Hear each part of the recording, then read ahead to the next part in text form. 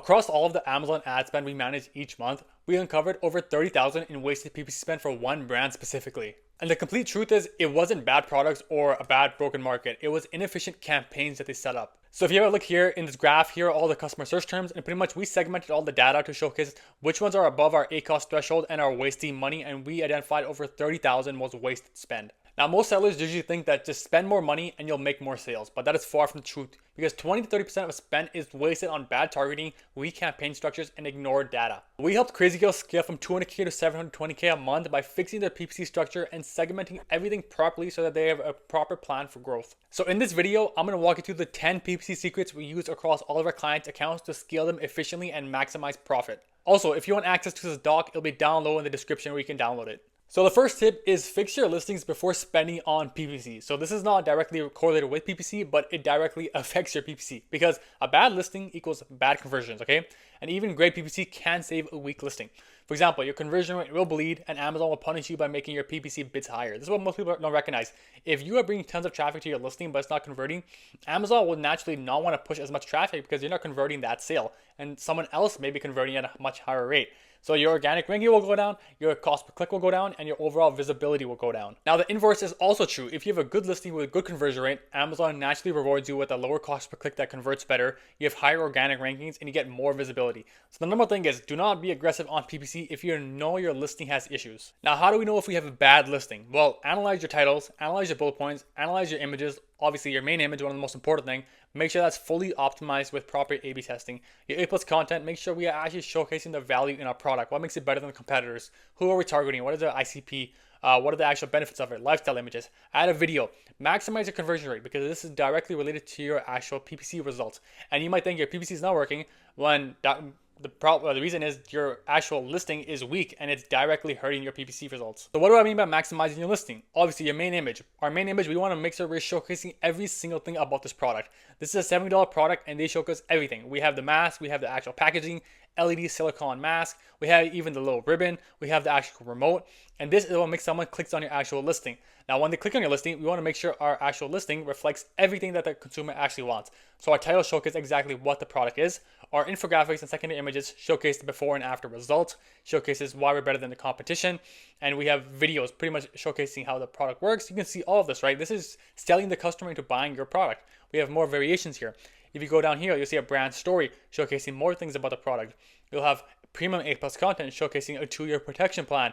Validity, 500,000 happy customers, FDA cleared for security. We have more benefits here. What makes our product different? Scientifically backed by this, and that, right?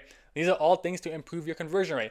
And by improving this, you will naturally see your PPC results look much, much better because your ACoS will be lower because your conversion rate is higher. Your ROAS will obviously go up. So if we are spending tons of money on PPC, and let's say we're driving tons of traffic, but if it's not converting anything into sales, we're just wasting money and it will negatively hurt our listing. Hey, if you're an Amazon seller serious about scaling your business on Amazon, we're offering a free in-depth audit of your brand. We'll cover exactly what's working, what's not working, and give you a plan of action to efficiently scale.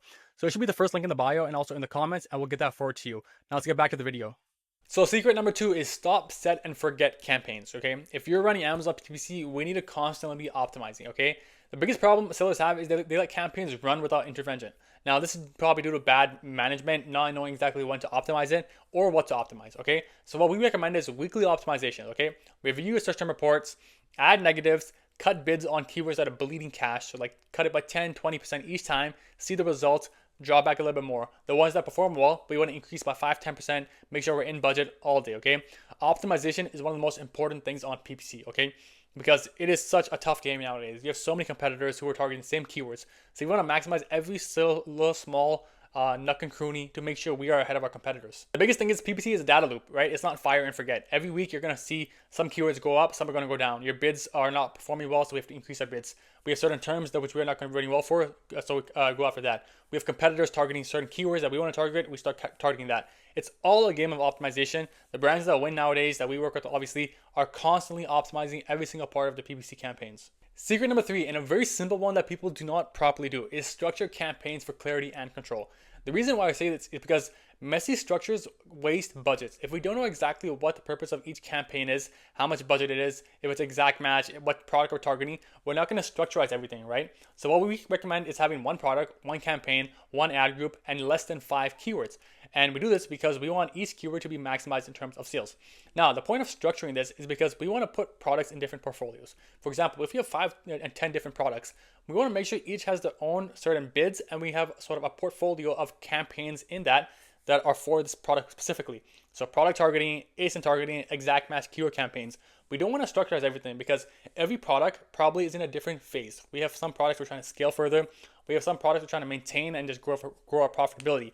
And if we sort of structurize all this in one way, it messes up our overall brand growth and actual analyzing the data. So if we have a look here, here are some portfolios for separate products of ours, okay? These are separate products, and when you go into each separate one, you'll see exactly what the campaigns are. So we segmented it by the actual type, what product is, sponsored product, the keywords, substitute, and complements. Having it set this way, we know actually we can analyze the data further on, see what's working for this product specifically, what's not working.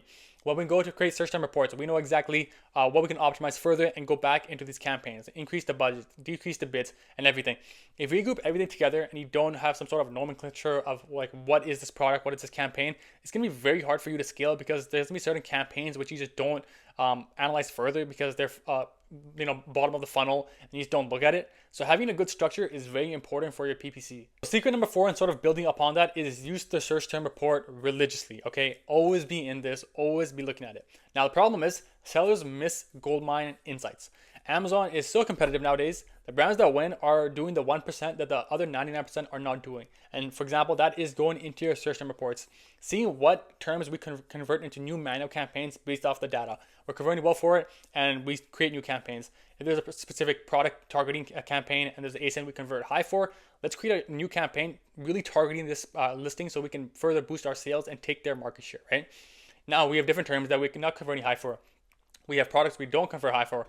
We negate it, we negative it because we don't want to waste money and not just analyze, oh, we're wasting so much money, where is it coming from, right? Very, very important. And you want to do this at every SKU level. The biggest thing is search term report tells you exactly where your money is leaking and where to optimize further for growth, okay? So the winners graduate. We see stuff that's working well, we overextend that into new campaigns and build upon it. Losers get cut. This is constant game of optimization that you really want to do. So to create a search term report, go into your actual Amazon campaign manager, go to here. So pretty much we're going to go here, sponsored product, sponsored brand, display. We pretty much want to do sponsored product. That's majority of where our sales are coming and we're spending money. And we want to hit only search terms, okay? Hit your marketplace. I recommend doing the last 14 days. Now this depends. If you're a bigger brand, you probably can do this every week if you spend tons of money on PPC. If you're a smaller brand, probably every 2 weeks. But I recommend don't do more than that. So I recommend doing every 2 weeks, going in, creating the report, and analyzing the data to see exactly what we can build upon and what we should cut out. So secret number 5 is the 2 times halfback PPC technique. So I actually found this from the Amazon Ads podcast, guys, and this is a pretty cool technique. So pretty much the biggest issue what people have is when they're optimizing, they make very small incremental changes. Like I'll increase by 5%, I'll decrease by 5%. And the issue is it takes a little bit of time for Amazon to pick up that data, and it can take a week to 2 weeks to actually even see results.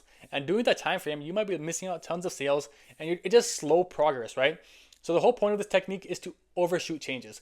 If we're going to change something by 10%, for example, why not do it by 20%, okay? Then pull back halfway once we see the momentum. We see there's a big change, okay? Whether it's good or bad. So reduce by 20%, we see, oh, we saw a big increase or a big decrease and it's working.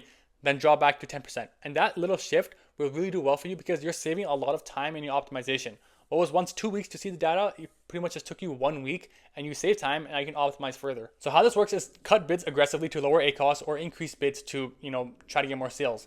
And pretty much this results in fastest results plus momentum in Amazon's algorithm. So we have an example here.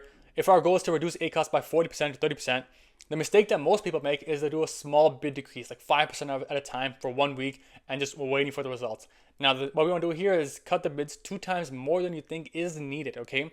Once the ACoS then starts dropping, restore half to stabilize it, okay? If we do the inverse, if your current bids are $1, you think I'm going to increase by 25% to 1.25 because I want to get more sales velocity on this keyword. Instead, increase by 50%, do a 1.5. Now you'll see that if you get actual momentum in that 1 week time period, pull back to 1.25 or keep it at 1.5 if results are good. Now the reason we do this, if we just increase by 1.25, we might see very incremental changes, right? A $1 bid to 1.25 is not a massive increase. But doing 1 to 1.5 knows we increased it enough to the point where we should see some sort of results, whether it's we're not converting or we are converting well. Now we save time and we can then figure out, should I stay at this bid or should I lower it down?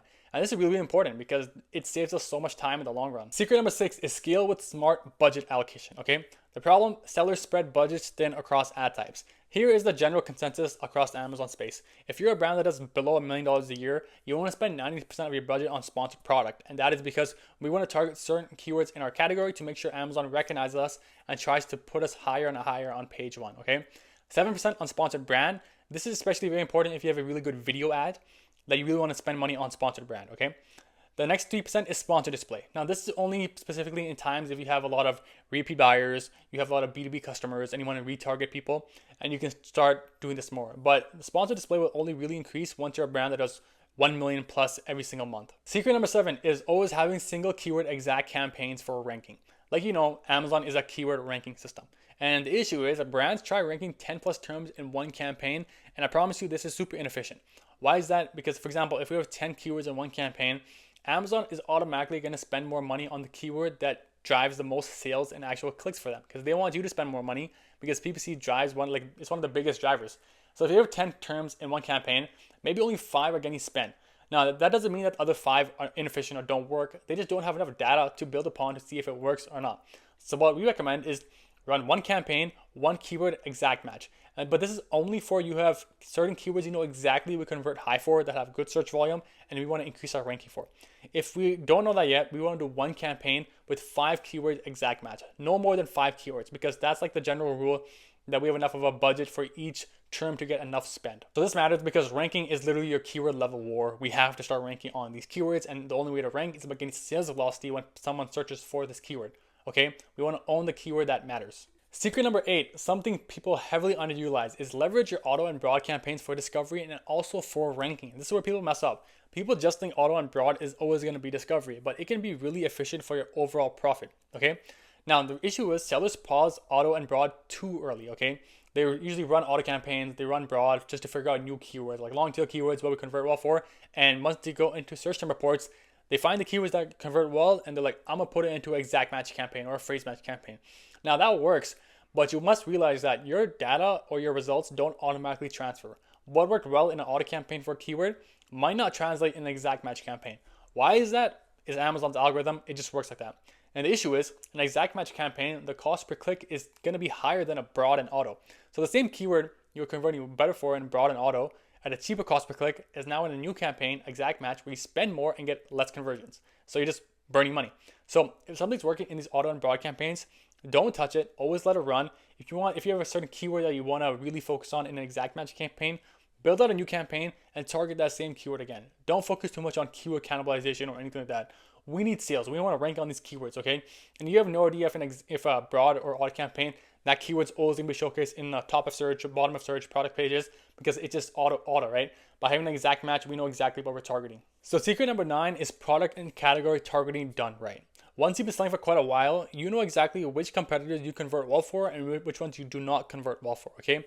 And the issue is sellers target irrelevant or stronger competitors. So what you really want to do is go after higher priced products than yours with lower reviews and a weaker visual products. For example, if your listing shows 3 to 4 things of the product and they only show 2 things, we want to target it, right? Because if they see our listing on their listing, they're gonna be more incentivized to actually click us. Now, tying the fact that maybe we have a cheaper price point, we have better reviews, there's gonna be higher incentive if they click on our listing and convert into actual buyers. This is really important on listings that have tons of traffic that we want to target. So these listings might have really good conversion rates, they have really high organic ranking. So we really want to do this. The last secret and really important thing is focus on your TACoS, not just your ACoS. ACoS is such a skewed metric. I know brands that have an 80% ACoS that run at super insane profit margins because 80% of sales come from organic, resulting in that. Now I have other people that have a 20% ACoS and they are making no profit because they have low margins, they're spending so much money on PPC, and they don't have enough organic sales coming from that.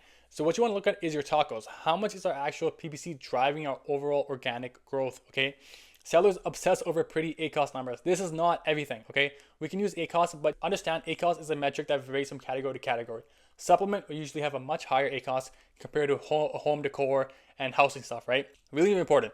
So branded events is your low ACoS. Ranking campaigns is you accept higher ACoS, right? So for example, if we are targeting our own keywords or our own products, we know we're going to have a lower ACoS. Now, if we have certain keywords we're targeting on Amazon algorithm for the purpose of ranking, we know we're going to have a higher ACoS. So there is no one universal ACoS. It's going to vary from category to category, from each campaign to campaign, because each campaign has different intents for ranking, protecting your brand, and brand awareness. So this matters because high ACoS can be strategic if it fuels organic rank. So if we see our ACoS is going up, analyze the TACoS at the same time to make sure it is stable or going down. We don't want our ACoS to go up and our TACoS to go up at the same time. That signals to us that we are either not converting well for keywords or our campaigns are not helping us in any way for our organic growth, okay? If we have a higher ACoS and we're getting an increase in sales, we naturally want to see our TACoS goes down. Now, why does this make sense? Because if we get more sales on those keywords, our organic ranking is going to go higher and higher and higher. Now, we're not paying for those keyword or those bids, so we're getting more organic sales. So your overall TACoS will go down. I know it's confusing, but this is what you really want to look into. Analyze your TACoS more than your ACoS. Your ACoS varies from each campaign. So those were the 10 PPC secrets we use across all of our clients' accounts. I promise you, if you go into your campaign manager, one of these things will definitely help you out right away if you apply it right now. But I promise you, if you use all these things in the long term, it will really help you optimize your campaigns and scale your brand. Now, if you're a brand that's doing about 30, 40, 50K or even 100K a month, and you're trying to scale to the next level, we specialize especially in helping you guys with our 3-phase revenue growth system. So there should be a link down below in the bio for our website. We can see how our system works and our case studies. And exactly if you're a fit, we can talk about that. So link in bio, doc is in the bio too. Leave a like, subscribe, and peace out.